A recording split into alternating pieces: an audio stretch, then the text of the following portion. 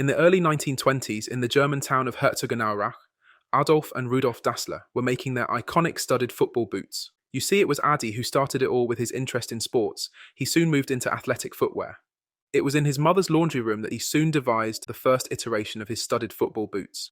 With his brother, Rudy's help promoting their footwear, in 1924 they founded the Gebruder Dassler Schuhfabrik, or the Dassler Brothers Shoe Factory. It didn't take long before the company took off, especially athletes, with the gold medalist of the 1936 Berlin Olympics wearing the shoes. In the 1930s, the rise of the Nazis became unignorable, and both the brothers felt the pressure to join the party. And that is exactly what they did. Because of their revolutionary studded shoes that enhanced grip on slippery terrain, they eventually stuck a deal with the Nazis, creating boots for the army. During the start of World War II, an influx of orders arrived that they simply could not handle, for which they called upon Jews with the World Jewish Congress, noting that Adidas factories produced supplies and weapons for the Nazi regime, using slave labor, and produced wooden shoes for Jews to restrict mobility. After the war, when materials were scarce, Adi Dassler capitalized on military surplus materials, such as canvas from army tents and rubber from fuel tanks, to create athletic shoes for their world-class athletes. With all these scandalous affairs, surely it could only go up from there. Right? Wrong. In the early 1990s, many allegations of sweatshop labor in countries like Vietnam and Indonesia arose. During the time period, 80% of Adidas's workforce were female, who worked hard hours in poor conditions for only $97 per month.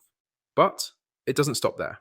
In 2012, Adidas created the controversial JS Roundhouse mids, which were deemed by many as racist, hinting upon the shackles used in slavery.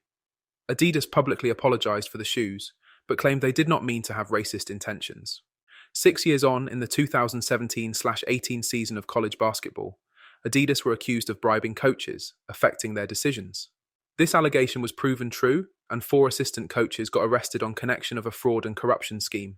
In that same year, Adidas emailed Boston Marathon runners, "Congrats, you survived the Boston Marathon," where at the same event in 2013, 3 people were killed and 260 people were injured due to a bombing at the finish line. "We are incredibly sorry," Adidas spokeswoman Maria Kulp said. "Clearly, there was no thought given to the insensitive email subject line we sent Tuesday. We deeply apologize for our mistake." The Boston Marathon is one of the most inspirational sporting events in the world.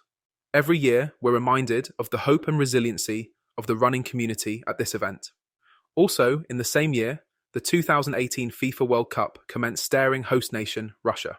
But Adidas made a grave mistake. Intentionally or not, the company released USSR-themed kits, a nation that disbanded almost 30 years ago.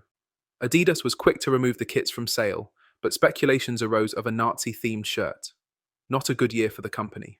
The People for the Ethical Treatment of Animals, or PETA, have organized many protests in notable places like London or NYC against Adidas's use of kangaroo skin and exotic fur, with the slogan, "Kangaroos are not shoes."